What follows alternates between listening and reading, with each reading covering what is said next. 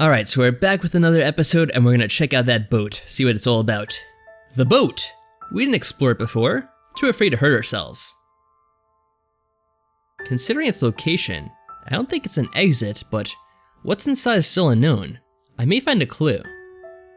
I promised I wouldn't kill myself to run away from the loop, but dying of injury while unraveling its mysteries is another story entirely. What?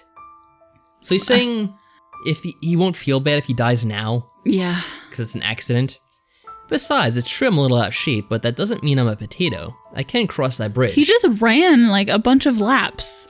I will be careful, and if it's harder than I thought, I can just give up and go back, right? Oh, this is gonna be a bad ending. I run towards the place where we found the boat. No matter how many times I look at it, that thing has no reason to be here. If you wanted our attention, you got it. I step on the bridge. The lady is right. The planks are rotten and barely holding together. I stride over a gap of 2 planks and face another, larger. That's when the metal railing comes in handy. I set my feet on it. It trembles a little, but ultimately holds my weight. Shaking a little, I take a step. I'm still standing up. I risk another and another. And before I know it, I'm back on a shaky plank. I was so focused on my balance that I barely noticed I had done it. I should not say that, but it's kind of fun. The metal stairs are barely holding together, but I'm not going to stop now. I make it up to the deck alive. Oh. Captain on board. Prism. Talking to ourselves. Ah, how mysterious. The poor thing must have seen better days. It seems forgotten, a ruin. It's covered in graffiti and trash, down to syringes and used condoms. Ew. I don't trust the stairs in front of me. The wood of the steps is beyond rotten. It would never support my weight. Instead, I focus my attention on the open door leading to the cabin. I walk towards it. From the door, I peek at the inside of the cabin. Chaos itself settled inside. The wood is rotten, spiders' webs lie in every corner, and where the windows aren't broken, dust made them opaque. In the middle of that wasteland is an old bulky table, and on the table is a prism. Pure perfection in an ocean of chaos, rotten decay, lost beauty in a sea of grit. A ray of light enters the triangular glass shape from a broken window. A rainbow is diffracted on the other side. The legion of rays fall on the wall opposite the window. Their shape is singular. Characters, words, sentences. The white light enters the prism and is emitted back as a multicolored text. I read the words out loud. The foliage outside dances with the wind. Changing the angle, the light enters the prism. The words change accordingly. But they still make sense. They remind me of a children's song. Having lost its way, a white light enters the prism. Imprisoned inside the glass, its unity breaks down. Birthed from memory, new lights emerge inside the prism, shaped like distinct parts of the whole that entered. While inside, the white light and its rainbow can meet. But only one can leave, for the outside needs balance. Uh-huh. Huh. You can choose. Will I be glass or prism? From there, the song goes back to the beginning in loops, forever repeating itself. I stay here for a long time, reading the words again and again until they are burned into my memory. A white light lost inside the prism, broken down in its components. I suddenly understand everything. Having lost its way, a white light enters the prism. I was lost, running away from my failed relationship, job, and life, lost in my thoughts and feelings I came here to forget. Imprisoned inside the glass, its unity breaks down. I found myself a prisoner of a loop, unable to escape, but I wasn't alone here, even though the odds to meet other people were slim. Birthed from memory, new lights emerged inside the prism. I had a vague feeling of deja vu around the 2 women, mostly the younger one. They were shaped from my memories of real people I once saw here. Shaped like distinct parts of the whole that entered. I'm 25. The running girl is younger than me, The lady is older. I can understand both of their very different concerns. While inside the white light and its rainbow can meet. There's only us inside the loop. But only one can leave, for the outside needs balance. That's why the younger woman couldn't go through the gate in the woods. It needs either the one white light or the whole rainbow. I never tried to go through the door alone, but now I'm sure it would have worked. It did. You can choose. Will I be glass or prism? That's a terrible choice to make. I've made some difficult calls in my 25 years of life, but this one is beyond me.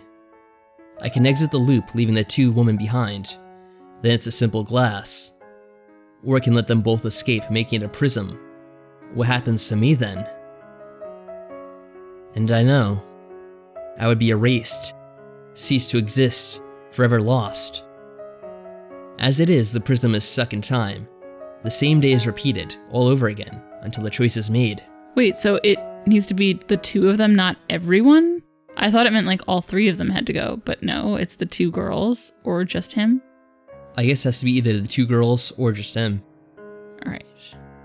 When the time will flow once more, one kind of light will be out, the other lost. White or rainbow? Me or them? Can I just tell myself they aren't real? Because they didn't exist yesterday? Because someone somewhere looks exactly like them? Because they weren't born of a mother, but they remember parents that never existed? Except if they go out, they will exist. I would then be the one who wasn't real. History would be rewritten. I know it for a fact. Do they? What will happen if they stumble into this boat? Will they see the same message? Is it a race to the gate? Do I have a right to choose? Because I'm the original. Is this concept even meaningful? If history is to be rewritten as soon as someone leaves, then my real memories are insured than their artificial ones. For all I know, I could already be the outcome of another prism. Could that kind of shit happen all the time? Wow. Oh my gosh. Bit of a vulgar way of putting it all of a sudden. Nobody has a better right, and I'm only one life. Should I sacrifice it to save two people? It wouldn't be a sacrifice, they are me. It's the law of conservation of something. I don't know. I'm not a physicist. So the true question is, do I want to continue living as is? In this shape and form? It's only a transformation, change. But then, why does it look like death? Where have you been? Gone for a walk. Sorry to have worried you. It's okay, but maybe we should tell each other where we are going from now on. Good idea. Yes, please. I made you a promise, to both of you. I take that very seriously. They both nod with appreciation, not knowing they could already be free, and had I not made that promise. Found a way out? I open my mouth, but my voice is trapped inside. No. Too bad. It was to be expected. The sun is setting down. Let's think about something else and enjoy the evening. Do you think we may light a fire, fight the cold, and share stories? It must be hard to live the rest of your life with light running clothes, especially when the rest of your life is doomed to be autumn. Or it could stay behind and give her a chance to have a different life. Stop it. Stop. I should not think about that. Not now.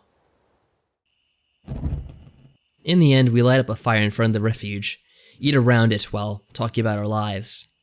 It's easy for me. The two women's background and tastes are drastically different, but I share them both. I'm the bridge between them.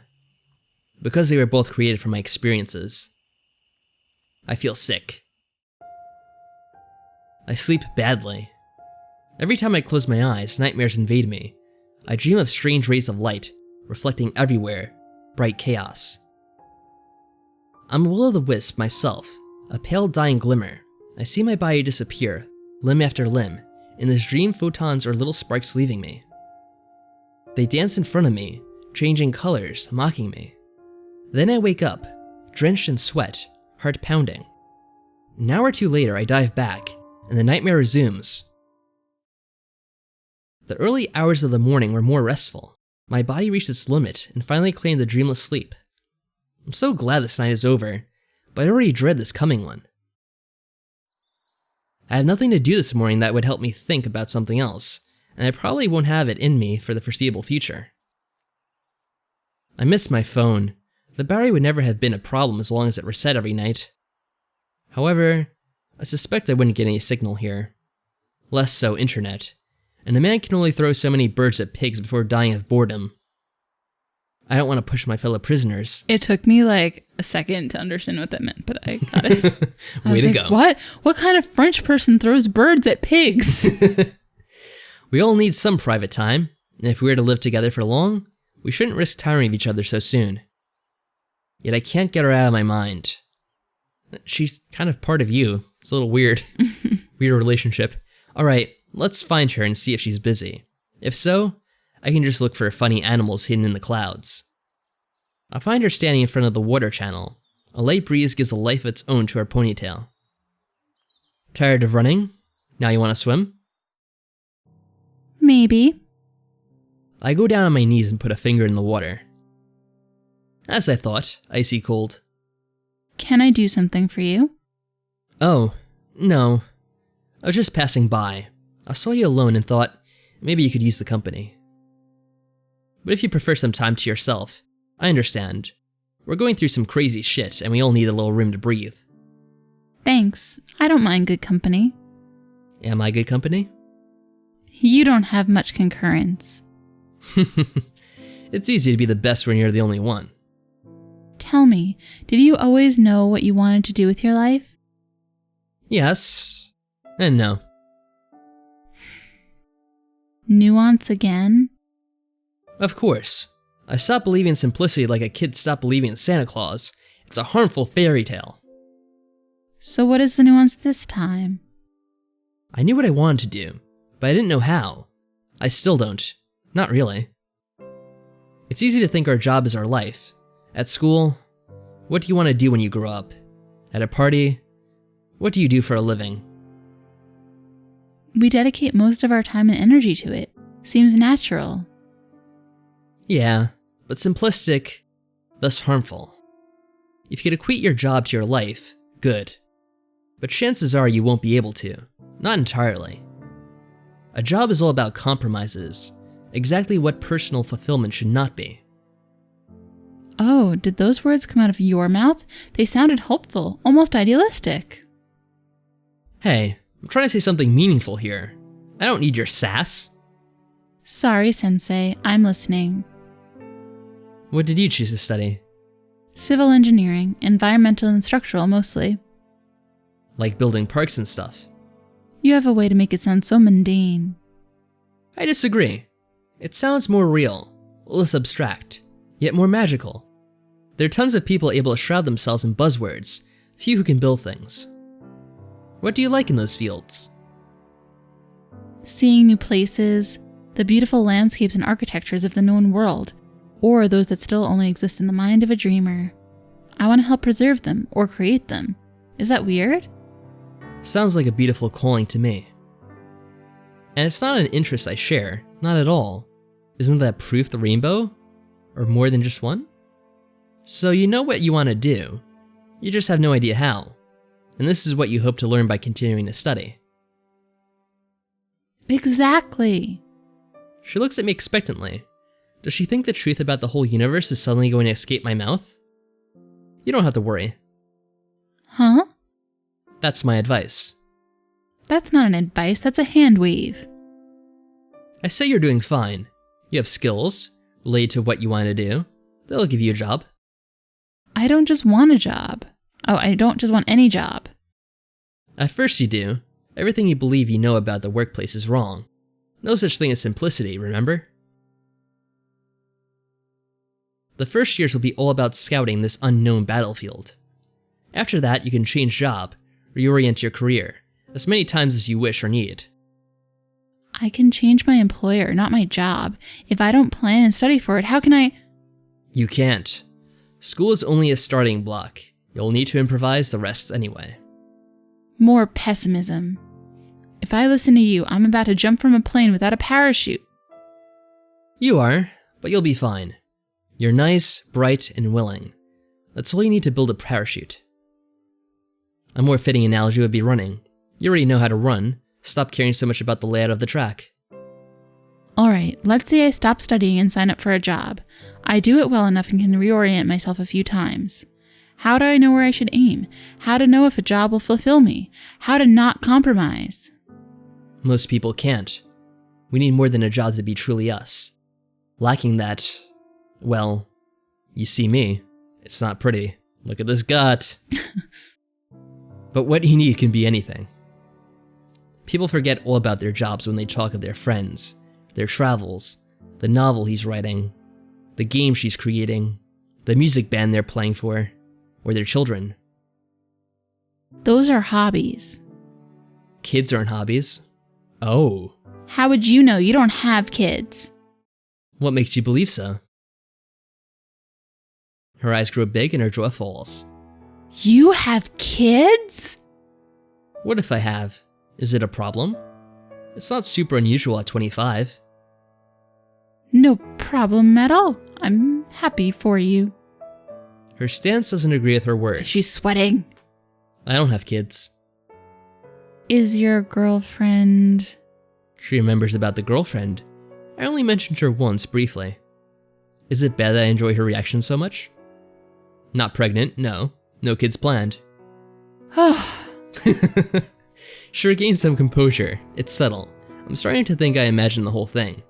That wouldn't be my first time daydreaming. And I would have broken up with her if it wasn't for that loop. Kids won't happen anytime soon. Oh. Well, let's agree that kids aren't a hobby. What's your point? My point is, what fulfills you can come from many places and will probably change over time. That may be true, but only theoretical if we never find a way to leave this loop. We won't find a way. So enough talk. Place to action. She removes her shoes and dips her socked toes into the cold Ew, water. why? Wait, what? Are you crazy? You thought I was joking? You can't swim in the middle of November. That's not a good idea. I don't do it for fun. Think about it. There is still somewhere we never explored. What do you mean? Try picturing the straight loop and its surroundings. Again. The opposite shore. Done. Do you see it? The terra incognita? The opposite shore. What if the exit is there? It's not. How would you know? Oh, man. Boo. This is an important moment, I think. I think so too. So, you know what it means. It means we're gonna save. Bye. And then, in the next episode, we'll make our decision. I kind of feel like it's coming to a head. That soon, Yes. things will wrap up. Yes.